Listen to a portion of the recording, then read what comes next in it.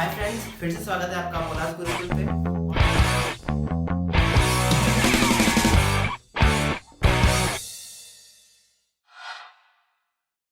कि मैंने आपको जब आहार नाल पढ़ाई थी शुरुआत में, तो आहार नाल में मैंने आपको बताया था कि जो आहार नाल की जो संरचना होती है, आहार नाल का जो टीएस होता है, वो आहार नाल का टीएस आपने पढ़ा है। यदि नहीं देखी है यदि वो क्लास, तो जरूर देखें आप। ठीक है, तो आहार नाल के टीएस में, टीएस का मतलब होता है ट्रांसवर्स सेक्शन। क्या होता है? Transverse section. मतलब जब हम किसी नलिका को यूं काटते हैं तो यूं देखें तो वो कैसे दिखाई देती है। तो आहार नाल में हमने 4 परतें देखी थी। ठीक है जी, कितनी परतें देखी थी? 4 परतें देखी थी आहार नाल में। देखिए ये 1 2 3 और 4 परतों के नाम देखे थे हमने। ये पहला भाग, ये दूसरी परत, ये आपकी तीसरी परत और ये आपकी चौथी परत, है ना। तो आहार नाल की 4 परतें देखी थी हमने। नाम भी आपको बताए थे मैंने। जो पहली बाहर वाली परत होती है, इसको हम क्या कहते हैं? सिरोसा कहते हैं। बिल्कुल वो वीडियो देखिएगा आप। इसके अंदर एक परत होती है जिसे हम कहते हैं, अंदर ही अंदर वाली जो परत होती है उसे हमने कहा था म्यूकोसा। क्या कहा था? म्यूकोसा, सिरोसा और म्यूकोसा। इसके अलावा इस सब म्यूकोसा के जस्ट नीचे, मतलब हम कह सकते हैं नीचे की ओर एक परत होती है जिसे हम कहते हैं सब म्यूकोसा। ठीक है, और हमने जस्ट इसके ऊपर, सब म्यूकोसा के ऊपर एक पेशी की परत होती है जिसे हम मसल्स लेयर कहते हैं या पेशीय परत हम कहते हैं।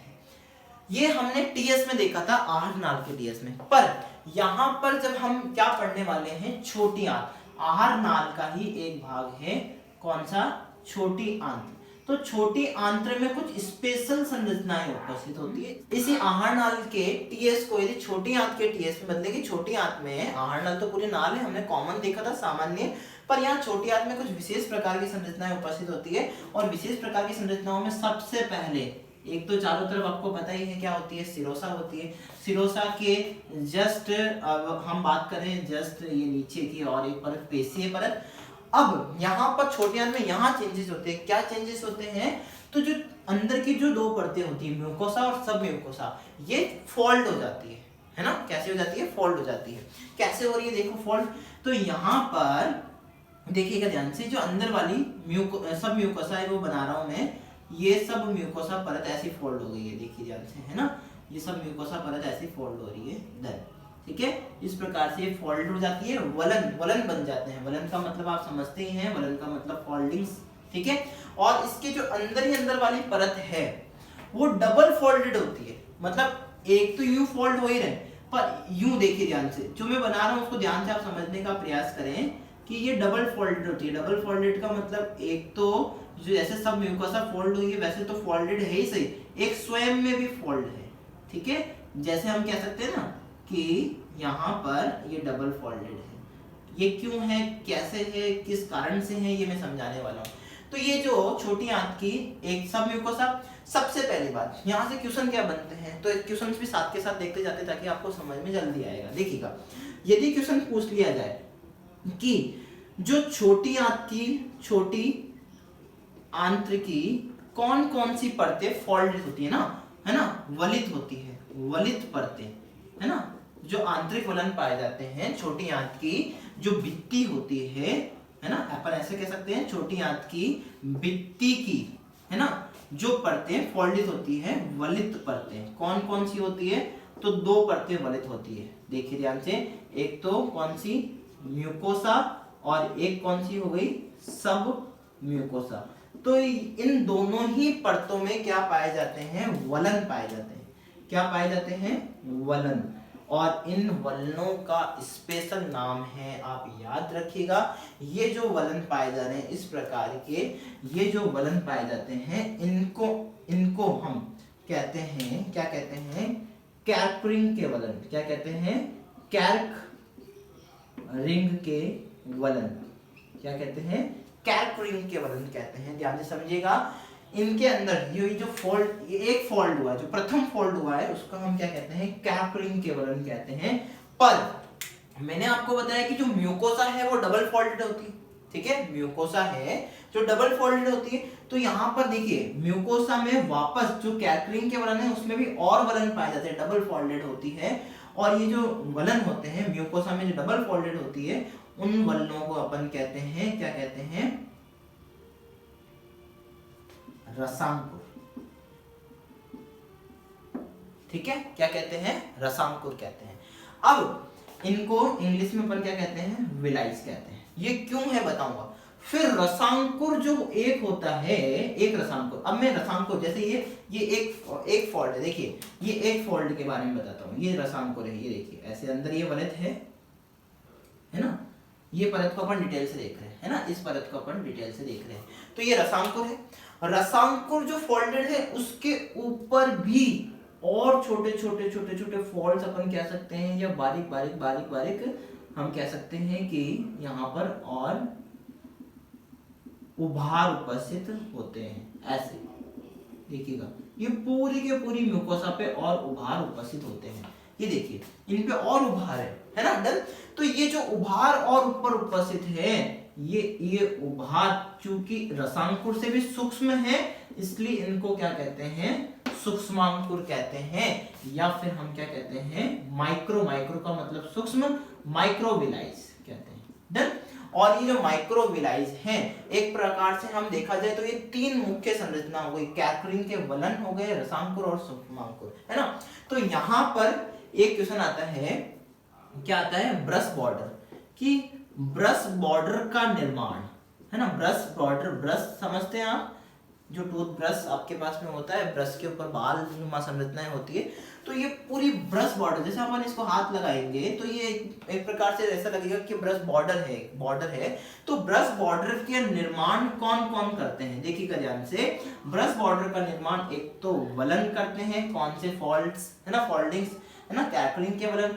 दूसरी संरचनाएं हो गई आपकी रसांकुर, रसांकुर के बाद में हो गई सूक्ष्मांकुर, माइक्रोविलाइज, है ना। और ये जो तीनों संरचनाएं होती है, ये तीनों संरचनाएं ध्यान से समझ लेना क्यों होती है, एक ही कार्य करती है कि ये भित्ति के क्षेत्रफल में वृद्धि करती है।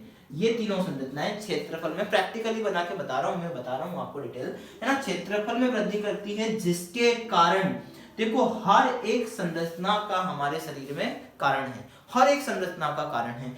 ये क्या करती है, पाचन व अवशोषण में वृद्धि करती है, पाचन व अवशोषण में वृद्धि करती है। देखिएगा ध्यान से, समझिएगा।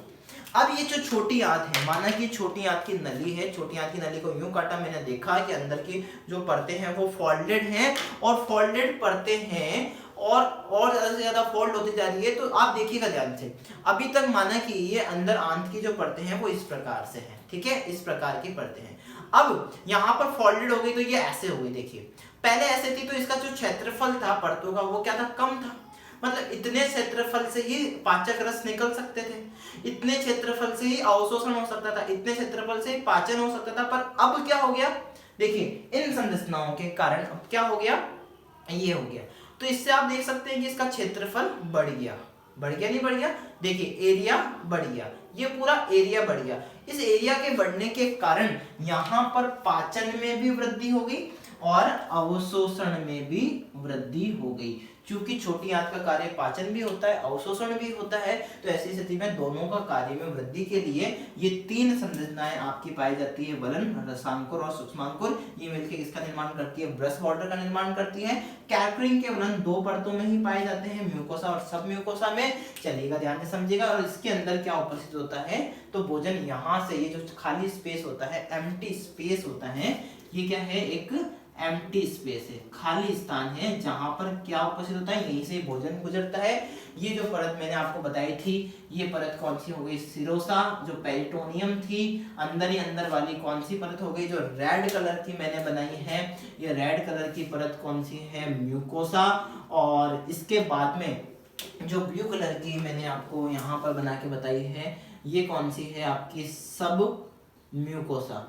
तो यहाँ पर कैकरिंग के वलन इन दोनों में ही पाए जाते हैं। इसके अलावा जो ऊपर वाली परत होती है, पेशीय परत होती है, कौन सी परत होती है, ये पेशीय परत होती है, और ध्यान से समझ लेना ये पेशीय परत, जहां पर भी पेशीय परत है वहां पर एक गति पाई जाती है, आपको पता है आहार नाल में। और इस गति को हम क्या कहते हैं, क्रमाकुंचन गति, जो पेट में गुड़ गुड़ होती है आपके कभी कभी, है ना, बिल्कुल वो गति कौन सी है, आपकी क्रमाकुंचन गति ही है ना। कहा जाता है कि जब भी हमारी बॉडी में किसी भी प्रकार का गंदा पदार्थ यदि बॉडी में एंटर करता है, यदि हमारी आहार नाल में एंटर करता है, माना कि आपने बासी भोजन किया है, कंटामिनेटेड फूड आपने लिया है, तो ऐसी स्थिति में क्या होता है, जब वो अंदर प्रवेश करता है तो हमारी बॉडी किसी भी प्रकार के एंटीजन या फिर जो गंदे पदार्थ होते हैं, जो इन्फेक्टेड पदार्थ होते हैं, उनको एक्सेप्ट नहीं करती है, तो वो डेफिनेटली हमारी बॉडी उसको शरीर से बाहर निकालती है। ठीक है, शरीर से बाहर निकालती है, तो वो जो गंदा पदार्थ होता है या तो मुख या मुख से बाहर निकलता है, तो ऐसी स्थिति में उसको वॉमिट या वमन कहते हैं, या फिर वो गुदा द्वार से बाहर निकलता है, तो ऐसी स्थिति में उसको हम लूज मोशंस डायरिया कहते हैं।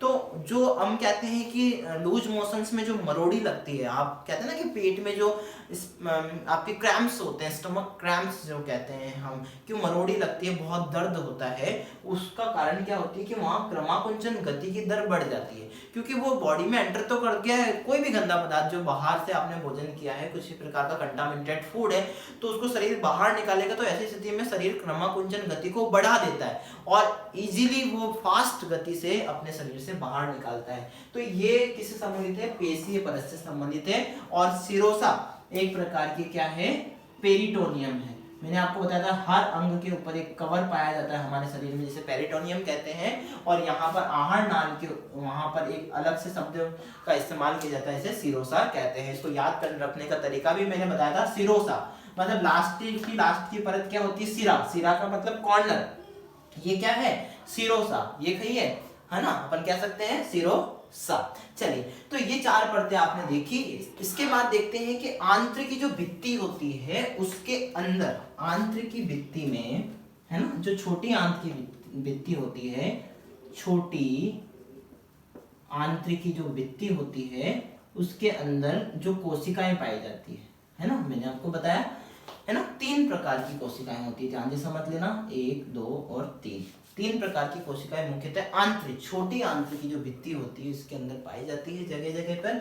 और वो कौन कौन सी कोशिकाएं हैं, तो एक होती है, हर जगह ये नाम आ रहा है, आपको याद हो गया होगा, बार बार में गॉबलेट कोशिकाएं यहाँ पर उपस्थित होती है, पर इसका हिंदी नाम यहाँ पर ही बता रहा हूँ मैं आपको, हिंदी नाम कभी कभी आ जाए तो इनको कहते हैं कलश कोशिकाएं। कलश होता है ना, कलश, ऐसी ही एक कोशिकाएं होती है ना, कलश के समान, है ना, हम कह सकते हैं इस प्रकार से ये ग्रंथिल कोशिकाएं होती है। यहाँ पर श्लेष्मा बनता है, ठीक है, श्लेष्मा बनता है, और ये किसका स्त्रावन करती है, तो ध्यान से समझ लेना, श्लेष्मा का स्त्रावन करती है। ये जो भी पढ़ा रहा हूं मैं पाचन में आगे आपके काम आएगा, इसलिए ध्यान से समझिएगा।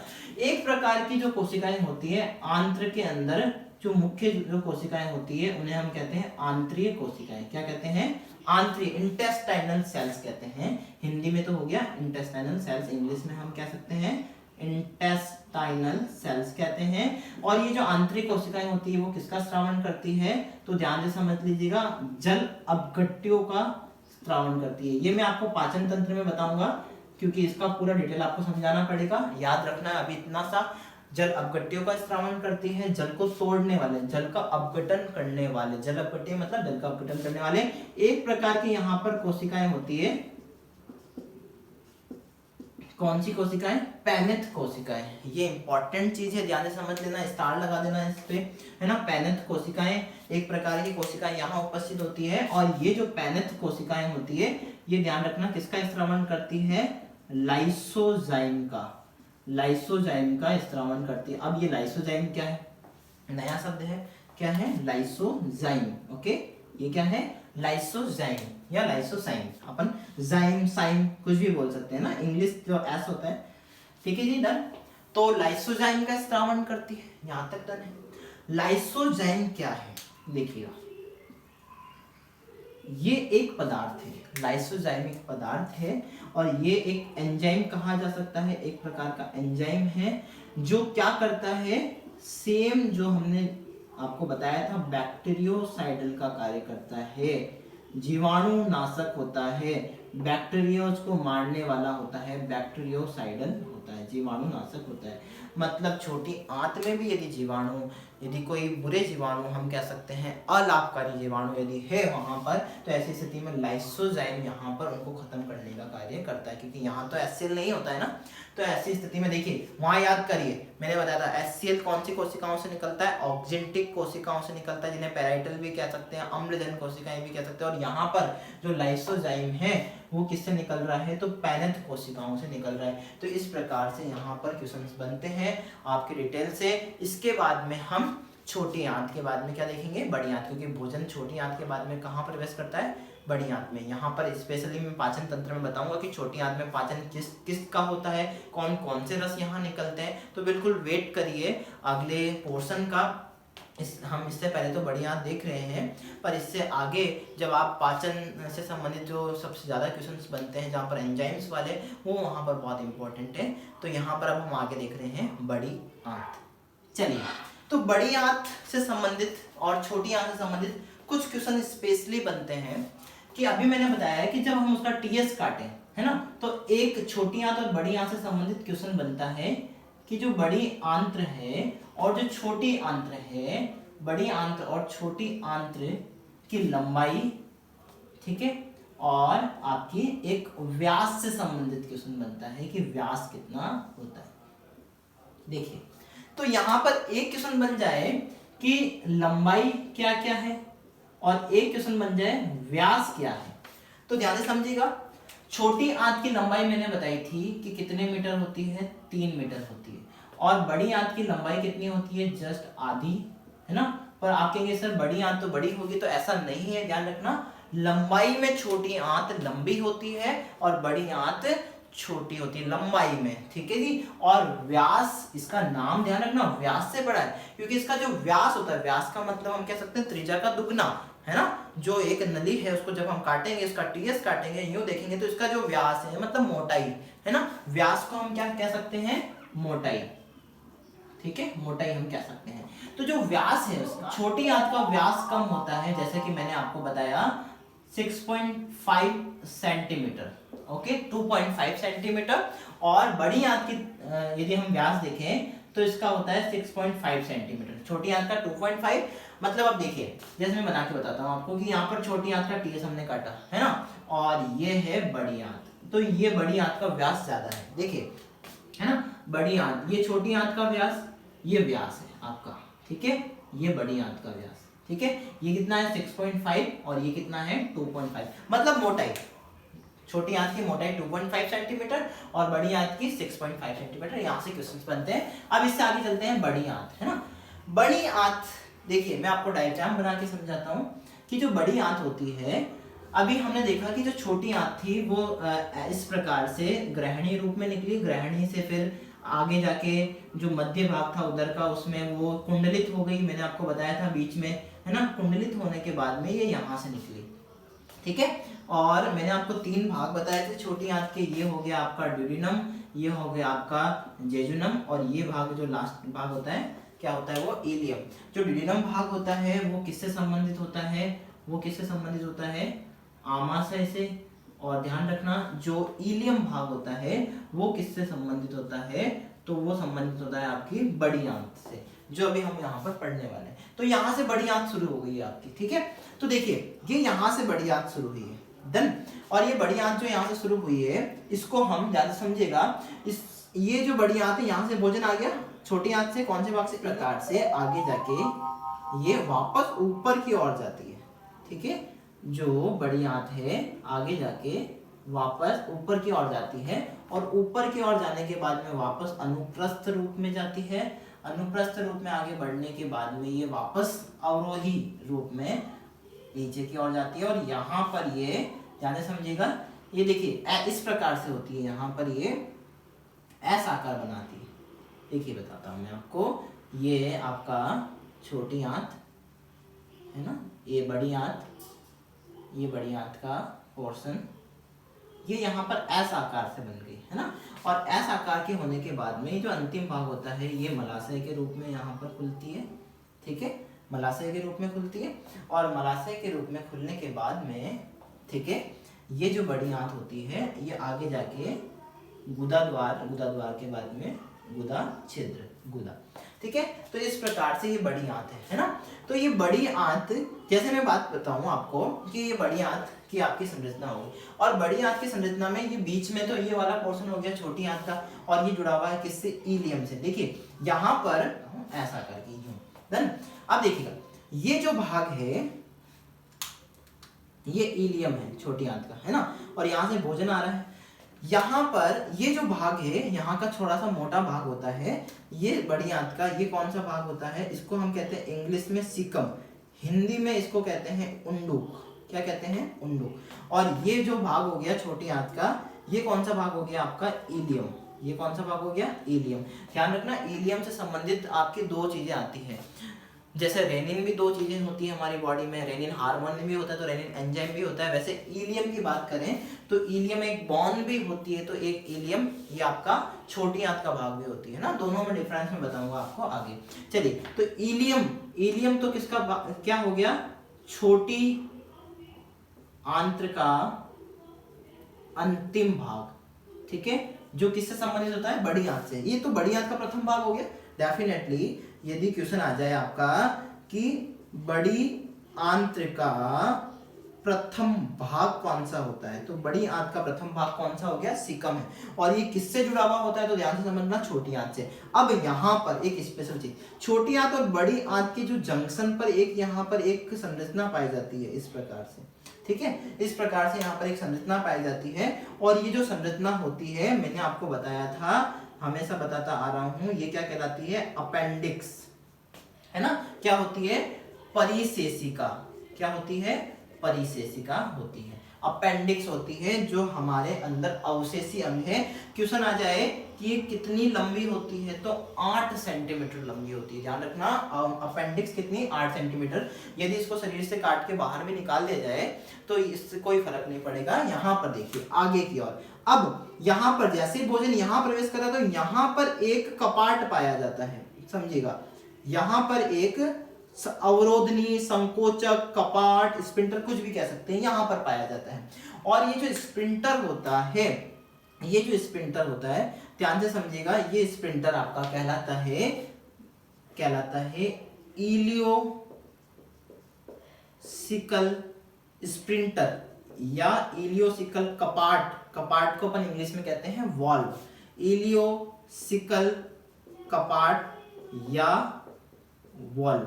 ध्यान से समझ लीजिए, इसको इंग्लिश में तो ये बोल दिया हमने, हिंदी में बोले तो इसको कहते हैं त्रिकांत कपाट। क्या कहते हैं, त्रिकांत। देखो इसका नाम याद रखने के लिए आपको डिटेल बताता हूँ, त्रिकांत क्यों कहते हैं। त्रिकांत, त्रि का मतलब तीन। देखो तिराया है यहाँ पर, एक तो चौराया होता है जिसमें 4 रास्ते आके मिलते हैं, तिराया है ना, समझिएगा। तो एक रास्ता तो ये आ रहा है, देखिए, एक रास्ता ये जा रहा है, देखिए, और एक रास्ता ये है, ठीक है। तो यहाँ पर जो भोजन होता है यहाँ पर नहीं जा पाता है, किसके कारण, इस वॉल्व के कारण, इस कपाट के कारण। पर इस कपाट में डिस्टर्बेंस होता है तो कभी कभी जो भोजन होता है वो कहाँ प्रवेश कर जाता है, अवशेषिका में, और जिसके कारण यहाँ संक्रमण हो जाता है। और संक्रमण होने के कारण इस अपेंडिक्स का यदि संक्रमण हो जाता है तो अपेंडिक्स का संक्रमण होने के कारण, किसका संक्रमण, अपेंडिक्स का, डन, अपेंडिक्स का संक्रमण होने के कारण एक रोग हो जाता है जिसे हम कहते हैं अपेंडिसाइटिस। मतलब अपेंडिक्स का संक्रमण क्या कहलाता है, अपेंडिसाइटिस। अपन कई बार इसको सामान्य भाषा में अपेंडिक्स बोल देते थे, अपेंडिक्स हो गया, नहीं, अपेंडिक्स तो अंदर है, अंग का नाम है, पर जब इसमें संक्रमण हो जाता है तो इसको कहते हैं अपेंडिसाइटिस। ओके डन, चलिए आगे चलते हैं। तो ये अपेंडिक्स 8 सेंटीमीटर लंबी हो गई, इसकी लंबाई हमने देख ली कितनी थी, 8 सेंटीमीटर, डन। चलिए अब यहां से एक रास्ता, ये देखिए यहां से एक रास्ता मैं बना रहा हूं आपको, ठीक है जी, एक रास्ता, यहां से एक रास्ता ये जो जा रहा है, देखिए बड़ी आंत में से होता हुआ, है ना, बड़ी आंत में से होता हुआ कहां जा रहा है, इधर, ये रास्ता। तो भोजन यहां से इस प्रकार से, ये भोजन का मार्ग बना रहा हूं मैं, ठीक है, भोजन यहां से इस प्रकार यहाँ पर इकट्ठा होता है और यहाँ से कहाँ जाता है, बाहर की ओर प्रस्थान करता है। तो ये हो गई बड़ी आंत का भाग। अब देखिए बड़ी आंत के अलग अलग भाग है। जो ऊपर की ओर जा रहा है इसको हमने ए बोला था, क्या बोला था? ए का मतलब असेंडिंग कॉलम, इसको क्या बोला था हमने? आरोही वृदांत। क्या बोला था? आरोही वृदांत, या इंग्लिश में क्या बोला था? Ascending column. ठीक है, चूंकि हमने देखे थे, आपको बता हो तो बड़ी आंत के कितने भाग होते हैं? 3 भाग होते हैं। बड़ी आंत के कितने भाग थे? 3 भाग। प्रथम भाग हमने देखा कौन सा था? सिकम था भाई। ठीक है, द्वितीय भाग हमने देखा क्या था? वृदांत्र।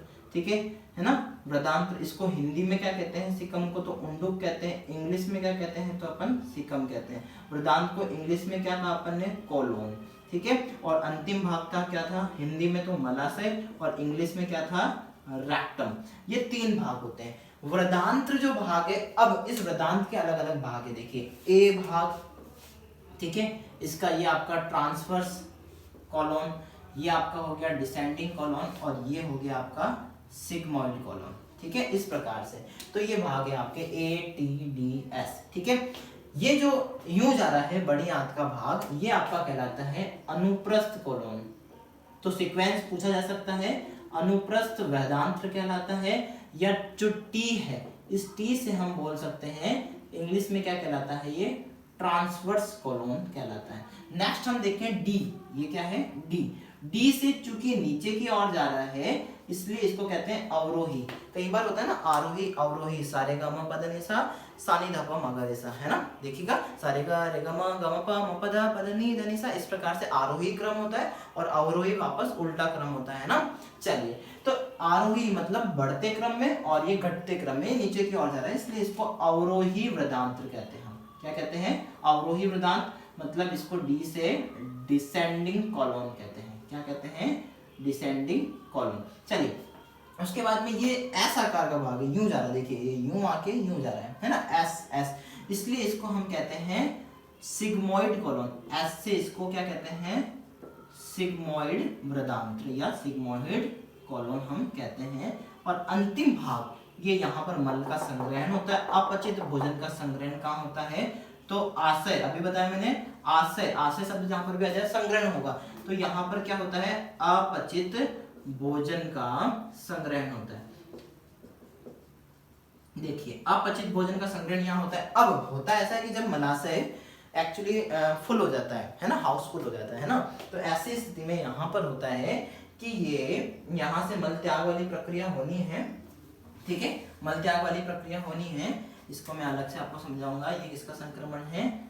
अपेंडिक्स का संक्रमण है ना, अपेंडिक्स का संक्रमण।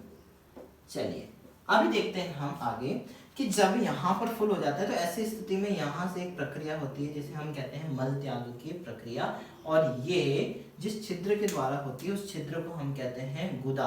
क्या कहते हैं? गुदा। इंग्लिश में क्या कहते हैं? एनस। और ये जो मार्ग होता है, ये जो गुहा होती है, इसको गुदा अपन कह सकते हैं। ठीक है, इसको गुदा, और इसको हम कह सकते हैं गुदा द्वार। ये भाग है गुदा। अब होता है यहाँ पर ऐसा है कि देखिए, एक नली बनाई है मैंने, नलिका है ये, है ना, एक नलिका है, तो गुदा नली का हम बोल सकते हैं, गुदा वाहिनी हम बोल सकते हैं। इस नलिका के अंदर मैंने क्यों अलग अलग डिफरेंस किया है? यहाँ पर अलग से पेशियां होती है, यहाँ अलग से पेशियां होती है। ये जो पेशियां होती है, ये पेशियां ध्यान से समझिएगा हमेशा कि ये एक प्रकार से अनैच्छिक पेशियां होती है, मतलब हमारे कंट्रोल में नहीं होती है। पर ये जो गुदा द्वार की जो पेशियां होती है, ध्यान से समझना, ये हमेशा कैसी पेशियां होती है? ऐच्छिक पेशियां होती है। और जो मल त्याग की जो प्रक्रिया होती है वो भी क्या होती है? ऐच्छिक ही होती है। तो इस प्रकार से देखा जाए तो ये वृदांत्र के बाद में मलाशय, मलाशय के बाद में मल त्याग की प्रक्रिया होती है। अब यहाँ पर बात आता है, छोटी सी और चीज मैं बता देता हूँ आपको अपेंडिक्स के बारे में। डन। देखिए, अपेंडिक्स के बारे में यदि मैं बात करूं तो, है ना, जो अपेंडिक्स है वो हमारे अंदर एक अवशेषी अंग है। ठीक है, यदि क्वेश्चन यहाँ पर आता है आपको, तो अलग से मैं बता देता हूँ आपको, एक अवशेषिका, या इसको हम बोलते हैं परिशेषिका। क्या बोलते हैं? परिशेषिका, या इसको इंग्लिश में क्या बोलते हैं हम? अपेंडिक्स। ठीक है ना। तो यहाँ पर अवशेषिका या अपेंडिक्स से संबंधित क्या क्वेश्चन बनता है? तो एक तो क्वेश्चन बनता है कि हमारे पाचन तंत्र का अवशेषी अंग कौन सा है। ठीक है, अवशेषीय अंग कौन सा है, तो अपेंडिक्स है। दूसरा क्वेश्चन बनता है कि यदि ये हमारे अंदर अवशेषीय तो डेफिनेटली ये कुछ जंतुओं में क्या है, सक्रिय है ना, कुछ जंतुओं में ध्यान रखना ये सक्रिय है। अब सक्रिय मतलब ये पाचन तंत्र का भाग है, कुछ जंतुओं में ये सक्रिय है, इसका मतलब ये क्या है, पाचन तंत्र का भाग है। इसका मतलब सक्रिय मतलब यहाँ पर ये कोई ना कोई काम जरूर कर रही होगी, तो डेफिनेटली कर रही है। यहाँ पर जो अपेंडिक्स है कुछ जंतुओं में ये क्या काम करती है, जैसे गाय की मैं बात करूं तो ये क्या कर रही है, सेल्यूलोज का पाचन कर रही है। क्या कर रही है, सेल्यूलोज का पाचन। जो गाय होती है वो क्या खाती है, घास खाती है, और घास में सर्वाधिक मात्रा में यदि हम बोले मैक्सिमम क्या होता है, सेल्यूलोज होता है। सेल्यूलोज एक प्रकार का कार्बोहाइड्रेट है, मैं बताऊंगा बहुत जल्दी आपको, संतुलित आहार से पढ़ाऊंगा, इतना ज्यादा टेंशन नहीं लेने का, ठीक है। तो सेल्यूलोज का पाचन यहाँ पर होता है, और गाय में इसके लिए एक एंजाइम भी पाया जाता है इसी अपेंडिक्स के अंदर, जिसे हम कहते हैं सेल्यूलेज एंजाइम, बहुत इंपॉर्टेंट। सेल्यूलोज का पाचन कौन करता है, सेल्यूलोज। जैसे लैक्टोज का पाचन लैक्टेज है ना, सुक्रोज का पाचन सुक्रेज है ना, ये सारी चीजें आती है। वैसे सेल्यूलोज का पाचन कौन करता है, सेल्यूलेज एंजाइम करता है, जो कहाँ पाया जाता है, तो गाय की अपेंडिक्स में पाया जाता है घास को पचाने के लिए। तो इस प्रकार से यहाँ पर क्वेश्चन आता है। एक क्वेश्चन और अभी जस्ट मैंने यहाँ पर बताया कि जो अपेंडिक्स का संक्रमण हो जाता है, यदि अपेंडिक्स का संक्रमण हो जाए तो इस रोग को क्या कहते हैं, तो इस रोग को कहते हैं अपेंडिसाइटिस। क्या कहते हैं, अपेंडिसाइटिस। हाँ बिल्कुल बिल्कुल। तो इस प्रकार से ये पाचन तंत्र के मुख्य अंग आपके कंप्लीट हुए। इसी के साथ साथ में आप बिल्कुल गुरुकुल से जुड़े रहें, और आगे से आगे हर एक तंत्र के भाग में आपको ऐसे ही प्रोवाइड करवाता रहूंगा। बिल्कुल।